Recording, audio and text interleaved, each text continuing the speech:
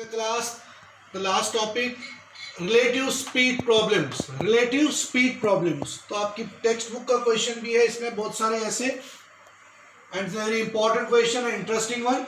Let's take an example. A boatman rows his boat 35 kilometer upstream and 55 kilometer downstream in 12 hours. He can row 30 kilometer upstream and 44 kilometer downstream in 10 hours. Find the speed of the stream and the speed of the boat in still water. पहले बच्चों आपको समझना है still water. Still water का मतलब क्या होता है? अगर स्पीड ठहरा हुआ पानी, that is speed of water अगर जीरो होगी, स्पीड ऑफ वाटर अगर जीरो होगी तो उसको हम कहते हैं स्टिल वाटर. और स्ट्रीम किसको कहते हैं? स्ट्रीम मतलब अगर स्पीड में है, जिस डायरेक्शन में है स्पीड, अगर डायरेक्शन पानी जो है स्ट्रीम की डायरेक्शन में जाता है तो उसको हम कहते हैं डाउन स्ट्रीम. तो अगर पानी जो है अपोजिट डायरेक्शन में जाएगा, अपोजिट डायरेक्शन ऑफ स्ट्रीम, तो उसको हम क्या कहते हैं बच्चों? That is upstream. तो जब स्पीड होती है पानी की तो वो स्ट्रीम कहलाता है, और जब पानी का जो स्पीड जीरो होता है मतलब स्टेशनरी होता है, दैट्स कॉल्ड स्टिल वाटर. अगर स्पीड होगी अपोजिट टू द स्ट्रीम तो उसको कहते हैं अपस्ट्रीम, और अगर स्पीड होगी इन the same direction of the stream तो उसको कहते हैं डाउन स्ट्रीम. तो हम क्या करेंगे सॉल्यूशन में? हम let the speed of boat in still water को x किलोमीटर कंसिडर करते हैं, और स्पीड ऑफ द स्ट्रीम जो है हमारी वो y किलोमीटर पर आवर लेते हैं. तो स्पीड ऑफ बोट क्या है? अपस्ट्रीम. अपस्ट्रीम का मतलब होता है opposite direction, that means x minus y kilometre per hour, क्योंकि स्पीड लिख रहे हो. स्पीड होता है distance upon time. Speed of boat down stream क्या आएगी बच्चों? फिर वो तो फिर x plus in the same direction, तो x plus y per kilometre per hour. अब टाइम क्या होता है? टाइम आपको बच्चों पता है, टाइम होता है किसके बराबर? Yes, distance upon distance. Speed होता है डिस्टेंस अपॉन टाइम, तो टाइम क्या हो गया? Distance upon speed. Distance upon speed. तो देखते हैं टाइम दोनों का कितना टाइम लेते हैं वो.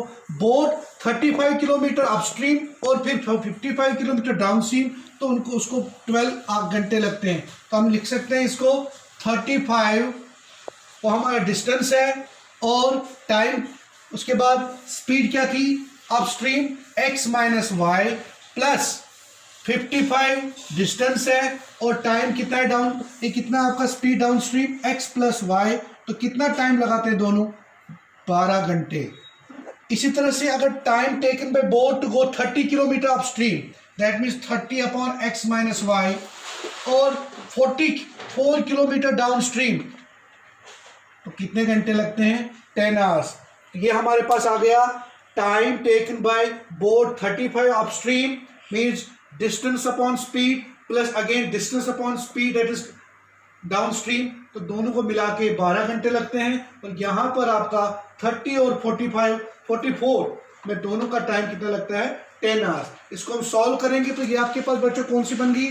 फर्स्ट, और ये आपकी सेकेंड. तो इनको दोनों को क्या कहते हैं? Reciprocal equations.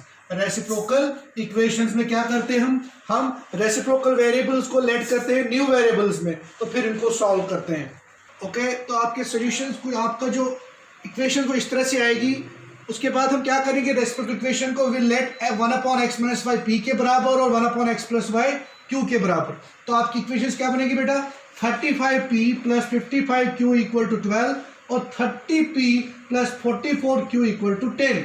तो आप इसको क्रॉस मल्टीप्लिकेशन सॉल्व कर लेते हैं. तो a1 आपका 35, a2 आपका 30, b1 55, b2 44, c1 आपका -12 और c2 आपका -10, क्योंकि ये इधर आता है a1x plus b1y plus c equal to 0 होता है. तो ये आपकी इसकी फॉर्मूला होती है क्रॉस मल्टीप्लिकेशन की, सिस्टम ऑफ क्रॉस. तो हमने वैल्यूज पुट कर दी है इसके अकॉर्डिंग. p की वैल्यू और q की वैल्यू हमारे पास जो आएगी वो P की वैल्यू हमारे पास आ रही है 1/5 और Q आ रहा है 1/11। तो P जो हमने रखा था वो रखा था हमने 1/x - y और Q 1/x + y। तो 1/x - y वापस दे दिया P की जगह, तो इक्वल टू 1/5 और Q को 1/x + y equal to 1/11।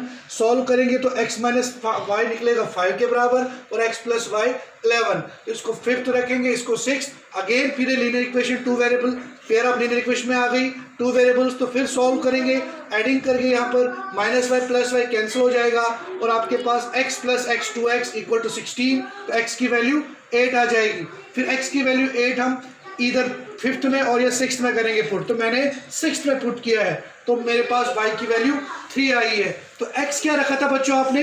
x जो था हमारा speed of boat in still water, तो वो कितनी आई?